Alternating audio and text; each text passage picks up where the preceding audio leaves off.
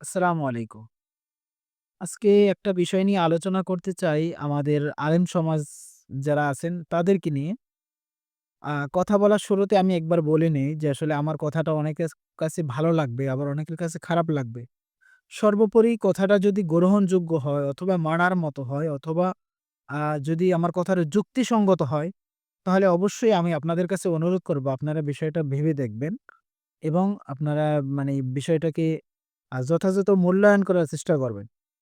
আ তো এখন মূল কথায় আসি। মূল কথা হলো আমাদের আলেম সমাজের একটা মানে চিন্তাভাবনা যারা মাদ্রাসায় পড়াশোনা করতেছি বা যারা মাদ্রাসায় পড়াশোনা শেষ করছি, তাদের আসলে চিন্তাভাবনা যে আসলে পড়ালেখা শেষ এখন একটা মসজিদে বা মাদ্রাসায় এরকম একটা চাকরি নিবো বা এরকম। তো আমি আসলে এটাকে নিরুৎসাহিত করি না। এটা অবশ্যই একটা ভালো কাজ। তবে আমি এটার পাশাপাশি আমি একটা হালাল ব্যবসা করার আমি সাজেস্ট করি। যদি এইটা করা যায় তাহলে সমাজে কিন্তু আলেমদের গ্রহণযোগ্যতা আলহামদুলিল্লাহ মানে ইনশাআল্লাহ অনেক বাড়বে। কেন বাড়বে? আপনি যখন সমাজে এক জায়গায় ইমামতি করবেন বা একটা মাদ্রাসায় যখন আপনি একটা শিক্ষকতা খেদমত করবেন, সেখানে কিন্তু আপনি হক কথা বলার মতো আপনার ভিতরে একটা সৎ সাহস তৈরি থাকবে। কেন থাকবে? যখন আপনি শুধু মসজিদেই চাকরি করবেন, মসজিদেই ইমামতি করবেন, সেখানে কিন্তু আপনি সুদ, ঘুষ এরকম যখন ২-১ টা অন্যায়ের বিরুদ্ধে কথা বলতে যাবেন, তখন মসজিদ কমিটি বা ক্ষমতাধর ব্যক্তিরা তারা কিন্তু বলবে যে, "ইমাম সাহেব আপনার চাকরি নাই অথবা আপনি আর আসবেন না। আপনি আর এই সামনের জুমায় আসবেন না অথবা আপনি আগামীকালকে থেকে আসবেন না, আগামী মাস থেকে আসবেন না।"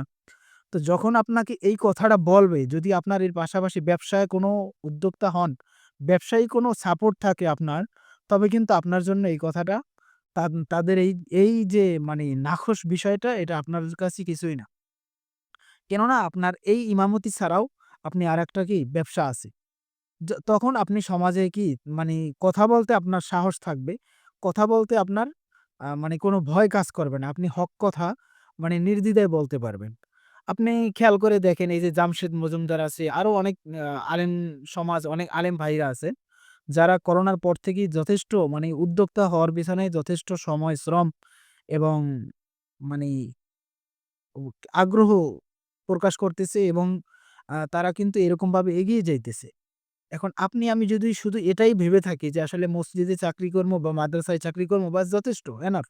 না, আপনি এটার পাশাপাশি ব্যবসায় নামেন। আপনি দেশের জন্য অর্থনৈতিক অবস্থায় ভূমিকা রাখতে পারবেন। আপনার ফ্যামিলির জন্যও আপনি রাখতে পারবেন এবং সমাজে আপনার একটা মূল্যায়ন থাকবে আলাদা।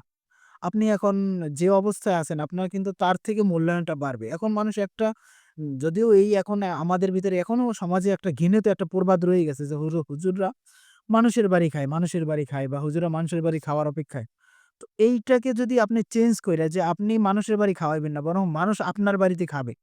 এরকম একটা সিস্টেম যদি আপনি তৈরি করতে পারেন, তাহলে মানুষের ভিতর থেকে যে আসলে একটা আ মানে মানে বিতর্কিত মনোভাব অথবা যে একটা বাজে চিন্তাধারা এটা কিন্তু আস্তে, আস্তে কি দূর হবে। ঠিক আছে? সেই সাথে আপনার অর্থনৈতিক অবস্থাও আলহামদুলিল্লাহ বাড়বে এবং আপনার জন্যও কিন্তু এটা একটা বেটার পয়েন্ট হবে। আপনার জন্য হবে, সমাজের জন্য হবে। তো আমি এই সকল আলেমদেরকে মানে যারা মাদ্রাসায় পড়ুয়া বর্তমানে আছেন, কওমি মাদ্রাসা বিশেষ কইরা আছেন, পড়তেছেন অথবা ভবিষ্যতে পড়া শেষ করবেন। এদের কাছে আমি এটা রিকোয়েস্ট করব যে আসলে আপনারা মাদ্রাসা, মসজিদের খেদমতের পাশাপাশি আপনারা একটা বিজনেস করা শুরু করেন। ৪-৫ লাখ টাকা লাগবে না। আপনি ছোট থেকে ছোট একটা বিজনেস শুরু করেন। আপনি এখন থেকেই কিছু টাকা জমান। জমায়ে ১ বছর পর আপনি শুরু করেন। কোন সমস্যা নাই। কিন্তু আপনি শুরু করেন, আপনি উদ্যোক্তা হন। আপনি খাবেন না বরং আপনি খাওয়াবেন। আপনি নিবেন না বরং আপনি দিবেন। এরকম একটা টেনডেন্সি তৈরি করেন। আশা করি ইনশাআল্লাহ আমাদের সমাজে আলেমদের মানে প্রতি মানুষের যে একটা ঘৃণাভাব এটা দূর হবে এবং সেই সাথে আমরাও স্বাবলম্বী হতে পারবো। সেই সাথে মানে আমরাও কি সমাজে একটা মাথা উঁচু করে ভালো একটা অবস্থানে আমরা যেতে পারবো। এটাই আমার সবার কাছে অনুরোধ। যদি আমার কথায় কেউ কষ্ট পেয়ে থাকেন তবে অবশ্যই আমি ক্ষমা প্রার্থী। আর যদি আমার কথাগুলো ভালো লাগে, যদি আমার কথাটা যুক্তিসঙ্গত মনে হয়, তাহলে অবশ্যই ভিডিওটা শেয়ার করবেন। অন্য আরেক ভাইকে দেখানোর সুযোগ করে দিবেন। যাতে হয়তো তার ভিতরেও এই কথাটা লাগতে পারে বা তার কাছে এই কথাটা অনুপ্রেরণামূলক হতে পারে। সবাই ভালো থাকবেন। আল্লাহ হাফেজ।